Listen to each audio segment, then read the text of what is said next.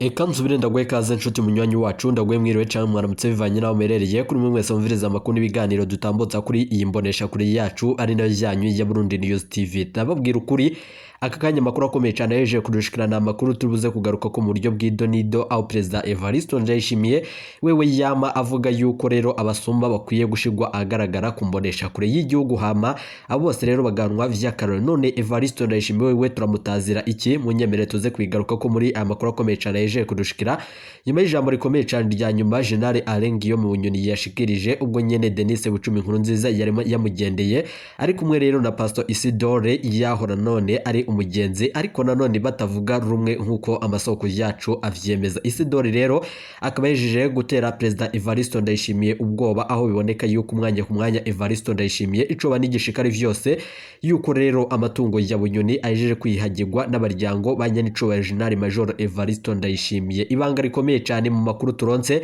ivyatumye rero General Jules Ndiho kubgayo akura mu mabanga yarari nanone mu kwiyamiriza ibi vyose bikorwa na President Evariste Ndayishimiye. Evariste Ndayishimiye mu kubona yuko General Jules Ndiho kubgayo azoca ashira amabanga yose hanze kubijanye rero na General Alengiyo mu Bunyoni nibwo Evariste Ndayishimiye yafata ingingo ikomeye cyane yo kwikura ko General Jules Ndiho kubgayo. Nayo se u Rwanda ruza gute muri aya makuru tuze kubigaruka ko makuru akomeye cyane twabateguriye. Felix Antoine Tshisekedi wa Kongo agiye kuronsa Evariste Ndayishimiye ibigwanisho kadundura bishobora kwivuna umwasi yo yoca aturuka hose bivanye n'amakuru akomeye cyane ajeje kudushikira. Biboneka yuko Jodel Ndayishimiye umuhungu wa President Evariste Ndayishimiye biboneka yuko rero ategerezwa gufata indege yerekeza mu nyubako za Bunyoni zerereye muri Republika Iharanira Intwaro Rusangi ya Kongo hoko CNDD-FDD yoba yaraguyemwo umuzimu. Bibutse yuko ibi vyose biri kuba nga mu gihugu c'u Burundi.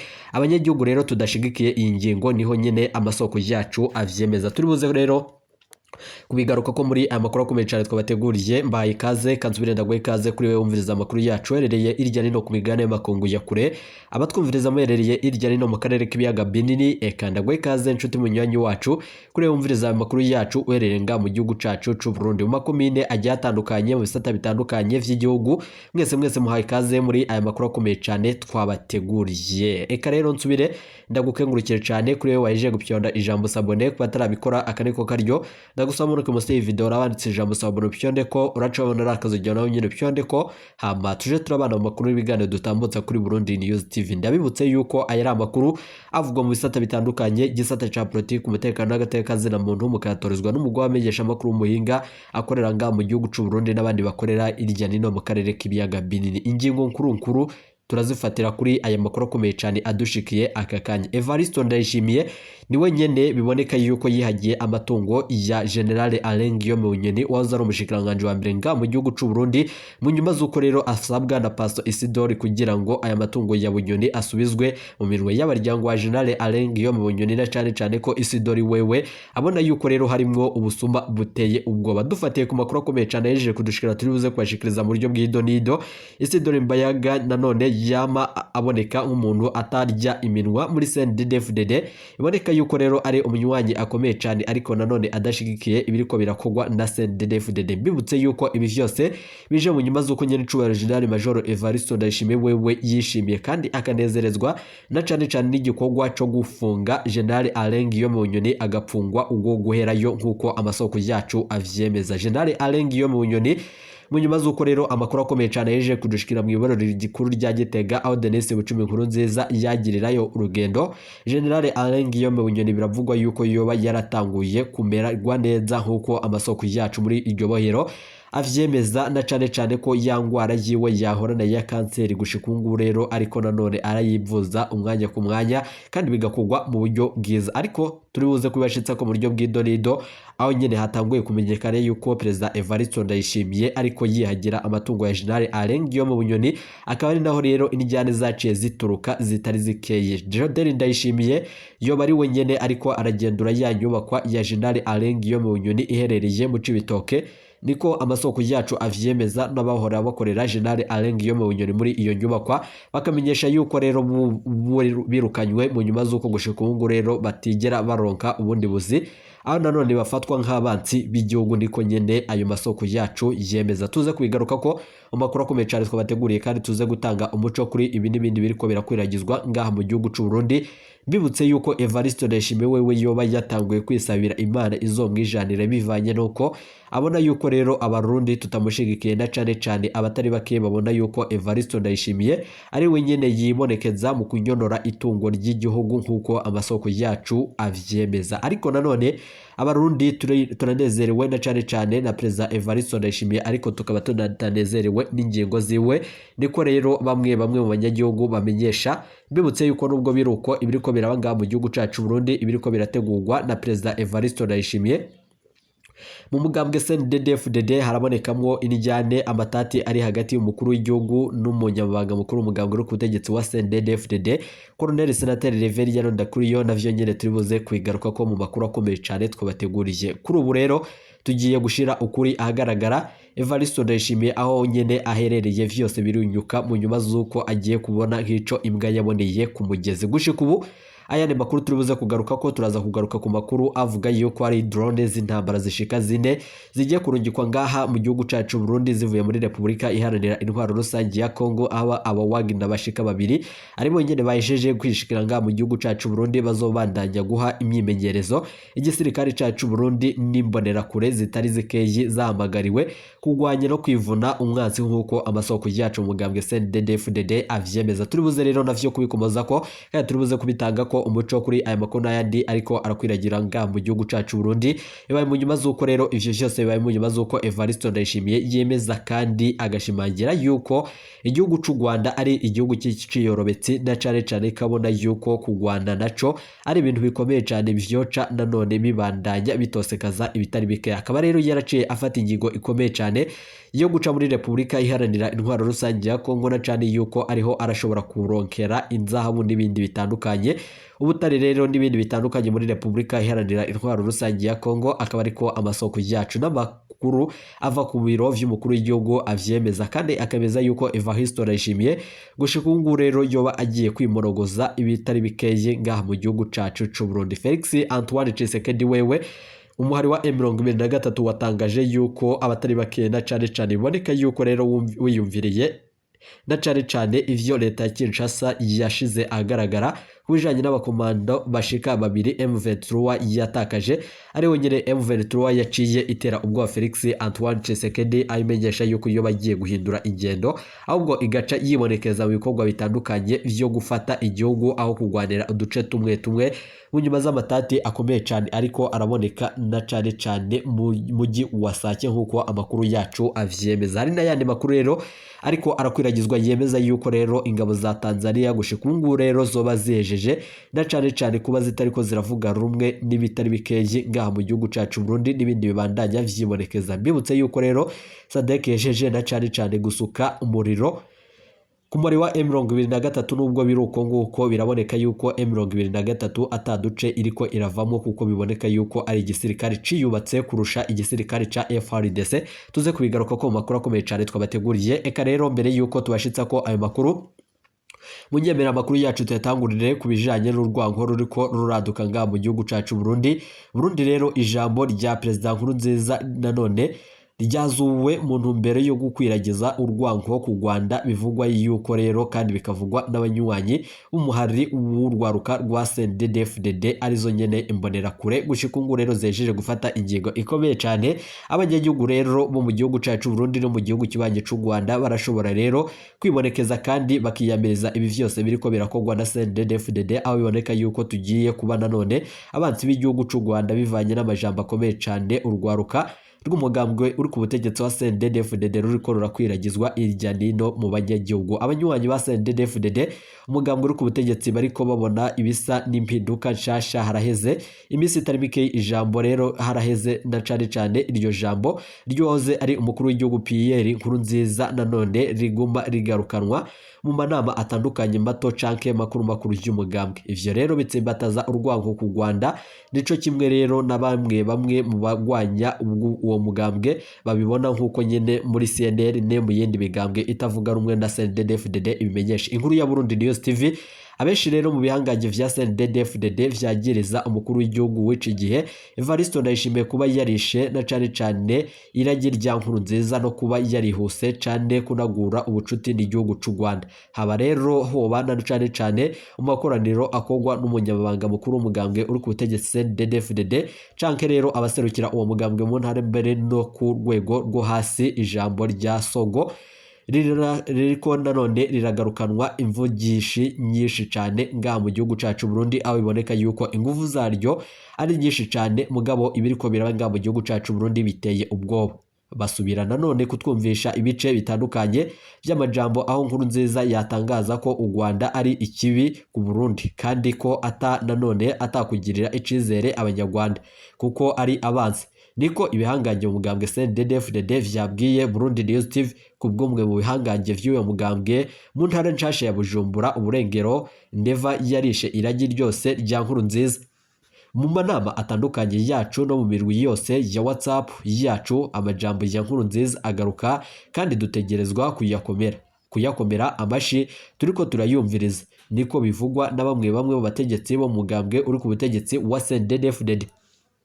Umukuru w'igihugu yoba yugaye imbibe kugira ngo anezereze bamwe muri CNDD-FDD. Kubwa yandi masoko mu mugambwe CNDD-FDD abategetsi benshi harimo abashinga amateka bamye bagwanya inagurwa ry'imigenderanire hagati y'igihugu c'u Burundi n'igihugu c'u Rwanda. Ni ingingo yafashwe gihutihuti ntihari bwigere kunagurwa ubushuti n'u Rwanda na cane umwasi wacu, niko bimenyeshwa n'abari muri CNDD-FDD. Si ivyo gusa abo bategetsi bariyamiriza na cane kandi inyifato zimwe z'umukuru w'igihugu Evariste Ndayishimiye, aho nk'akarorero aheruka gutangaza ko adatahura ukuntu abarundi bashobora kuvuga ko bashonje mu gihe we yimbura amatoni ashika nanone kandi atari make y'ibirayi. Ubu nanone mu mugambwe ubuguyemwo impande zibiri, abacemera irage rya Nkurunziza n'abashigikiye Perezida Evariste Ndayishimiye bisigurwa na bamwe mu banywanyi b'umugambwe uri ku butegetsi wa CNDD-FDD. Abashobora nanone kandi ashobora kuba yemeye kugara imbibe hagati y'igihugu c'u Rwanda n'igihugu c'u Burundi kugira ngo agabanye agashavu. Niko vyongerwa ko n'umwe mu banywanyi ba CNDD-FDD. Indongozi z'uyo mugambwe zavuze ko abanyarwanda bategerezwa kwirwanako urusansuma na cane vyongerwa ko n'uwundi munywanyi w'uyo mugambwe. Abanywanyi b'umugambwe CNDD-FDD bavuganye na Burundi News TV bahuriza ku kintu kimwe: nubwo Ndayishimiye atabishaka ategerezwa kwemera ko ijambo rya Nkurunziza rigaruka kandi akerekana agashavu kenshi ku kibazo c'u Rwanda kugira ngo ahumurize imitima yabo na cane ku rundi ruhande na cane abanezereze kugira ngo agume ku ntebe y'umukuru w'igihugu. Bitabaye ivyo Perezida Evariste Ndayishimiye umwanya ku mwanya ngo atangure yitegurire gutanga imiho kuko abadede barashobora kumushira kandi akibonera ko Perezida Evariste Ndayishimiye akabona nk'ico imbwa yaboneye ku mugezi. Vyace vyimenyekana yuko Evariste Ndayishimiye ariko arakuramo utwiwe, biboneka yuko umwanya ku mwanya ubutegetsi bwe bwo bushitse aho umwasi ashaka. Evariste Ndayishimiye yatanguye kwiyagira amatungo ya bunyoni, aho nanone Pastor Isidore Bayehag yajeje gutangura kubishira agaragara, amenyesha yuko ingendo itegerezwa guhindurwa. Evariste Ndayishimiye ariko ararungika abahungu biwe mu bihugu vy'amakungu kugira ngo nanone babandanye bihagira amatungo ya bunyoni. Bibutse yuko amatungo ya bunyoni yarari mu gisagara na cane ca Goma. Bivugwa yuko rero aya matungo yose Perezida Felix Antoine Tshisekedi yajeje kuyashira mu mirwe y'umukuru w'igihugu Nyiricubahiro General Major Evariste Ndayishimiye. Mbibutse yuko mu bana ba Nyiricubahiro General Major Evariste Ndayishimiye gushika ubu ngubu bamwe muri bo bariko barabarizwa nga, aho biboneka yuko bamwe muri abo bana bahejeje kwihagira amatungo ya bunyoni ariyo nyene barimo. Muri CNDD-FDD nubwo biruko hari abadashigikiye ingendo ya Perezida Evariste Ndayishimiye, aho bamwe babibona nko konona no kunyonora itunga ry'igihugu. Pastor Isidore wewe akamenyesha yuko hari hatikwiye na cane gufatwa ingingo ikomeye cane kugira ngo aya matungo ya bunyoni bivugwa yuko rero yari yafise mu buryo budasiguritse ayo yose yoshigwa mu kigega ca leta agashigwa mu matungo ya leta. Ahubwo nanone Evariste Ndayishimiye ntamwe yibonekeza mu bikorwa bitandukanye bijanye no kunyonora itunga ry'igihugu. aya matungo ya Bunyoni ariko araribwa n'abaryango ba General Major Evariste Ndayishimiye biraboneka yuko aya matungo yose yarakwiye kugira ico yomarira igihugu cacu Burundi muri bibe bitoroshe. Biboneka yuko aya matungo arimwo inzabu nyinshi cyane, ibindi bitandukanye, ibibanza vyegereye amabarabara na cane ahegereye ngaha mu gisagara ca Bujumbura. Biravugwa yuko rero ivyo vyose vyaciye bigabwa na Perezida Evariste Ndayishimiye. Mbibutse yuko mu minsi yaheze vyaciye vyumvikana kandi bikamenyekana yuko General Jules Ndihokubwayo yamugojwe mu mabanga ubwo nyene Perezida Evariste Ndayishimiye yabona yuko ukubandanya amwiyegereza birashobora gukwegera intwaro ya Perezida Evariste Ndayishimiye akarambaraye. Na niyo mvo General Jules Ndihokubwayo yarungitswe kure. Kuko amakuru akomeye cyane yaje kudushikira bimenyesha General Ndihokubwayo yoba yaragerageje kubwira Perezida Evariste Ndayishimiye guhindura ingendo kubijanye no kunyonora itunga ry'igihugu, yamara agaca avyagiriza abarwizatunga n'abandi bategetsi batandukanye bo ngaha mu gihugu c'u Burundi. Badi ubwo bwo bari bwa bujanje canke ubuswahili bwa Perezida Evariste Ndayishimiye. Mu minsi iheze niho Evariste Ndayishimiye mugabo yagabisha kandi akavuga yuko bamwe bategerezwa kuba nanone bipfuza yuko Imana yomwijanira. Evariste Ndayishimiye mu ijambo rikomeye cyane yashikirije ku munsi w'umutangakore n'abarwizatunga ngaha mu gihugu c'u Burundi vyaramenyekanye kandi bica vyumvikana n'agashavu Evariste Ndayishimiye yariko arashikiriza ijambo agerageza gutera abanyagihugu agashavu na cane akavuga ariko afise agashavu kugira ngo abanyagihugu babone yuko Evariste Ndayishimiye ari umunyakigongwe. Ariko amakuru akomeye cyane hejeje kudushikira aca na cane yumvikanamwo ibikorwa bitandukanye ariko bidashigwa mu ngiro. Evariste Ndayishimiye niwe wa mbere afata ingingo ikomeye cyane yo kwiyamiriza abasuma ngaha mu gihugu c'u Burundi. Evariste Ndayishimiye niwe nyene afata ingingo ikomeye cyane yo gukura ko bimwe mu bikorwa bitandukanye vy'abasuma. Ariko igitangaje muri vyose kandi igiteye ubwoba ni ukungene Evariste Ndayishimiye atabandanya nawe yitangurira ko kugira ngo yivavanure n'ivyo vyose yama iyamiriza kandi yama avuga ku bandi bategetsi. Abategetsi bararushe bivanye no gukwagwa na Perezida Evariste Ndayishimiye, aho babona yuko intwaro ya Evariste Ndayishimiye ari intwaro y'agatoro. Na niyo mvo mu minsi yaheze humvikanye icuka ca kudeta ariko bigaca bihera. Dufatiye ku makuru akomeye cyane turonse, General Alain Guillaume Bunyoni mu minsi yaheze yavuga yuko igihugu c'u Rwanda arico nyene na cane cibonekeje mu bikorwa bijanye no gutuma General Alain Guillaume Bunyoni atabwa mu mvuto. Evariste Ndayishimiye mbibutse yuko yarabangamiwe na General Alain Guillaume Bunyoni aho kumufatira ingingo ruhasha yo kumupfunga vyari vyaciye bigorana. Ariko ngo u Rwanda nk'uko bitomogwa na Bunyoni bivugwa yuko rero u Rwanda rwo rwashize agaragara amabanga yagiye agirana n'abategetsi batari bakeyi avuga ku butegetsi bw'u Burundi. Uwo ni General Alain Guillaume Bunyoni. Ivyo nivyo rero nyiricubahiro General Major Evariste Ndayishimiye ngo yoba yaraciye yifashisha kugira ngo nanone ate mu mvuto General Alain Guillaume Bunyoni. Gushika ubu rero nubwo atabimenyetso sentare itanga, biraboneka yuko rero harimo igipfungu cinshi cyane. None ni gute leta y'u Rwanda yoba yarabandanije ifasha Perezida Evariste Ndayishimiye mu bikorwa bitandukanye ariko mu nyuma Evariste Ndayishimiye agaca ayitera umugongo, bikaboneka yuko yaciye yugara imbibe atabandanije ibiganiro kandi mu mugambwe CNDD-FDD nka Colonel Senateri Reverien Ndikuriyo kuva yoshika ngaha mu burongozi bwo mugambwe ariko bwa mbere yaheruka gushikiriza ijambo rikomeye cyane kandi ryumvikana, aho yamenyesha yuko akenewe ibiganiro kugira ngo umutekano hagati y'igihugu c'u Burundi n'igihugu c'u Rwanda bibandanye bimeze neza. Mugabo ibi vyose vyaciye vyumvikana ahatari hakeye, aho vyaboneka yuko Colonel Senateri Reverien Ndikuriyo yoba yejeje gusubira kuba umuntu na cane ashobora gushikiriza amajambo meza. Dufatiye ku kungena ibi vyose biriko biraba, mbaye ikaze turaza kugaruka tubashitsa ko ayo makuru nari twabateguriye. Timuje kure ibiganiro vyacu nakagaruka. Perezida Felix Antoine Tshisekedi ategerezwa kwakira General Prime Niyongabo nga mu gihugu c'u Burundi. Nubwo umubare wa M23 hejeje guca umugongo Felix Antoine Tshisekedi, mbibutse yuko igihugu c'u Buganda naco nyene coba cajeje kwihenda kikarasa ku ngabo za FARDC. Turaza kubigaruka ko mu makuru akomeye cyane twabateguriye. Timuje kure ibiganiro vyacu nakagaruka. Yimbonesha kuri yacu iyi ni Burundi News TV.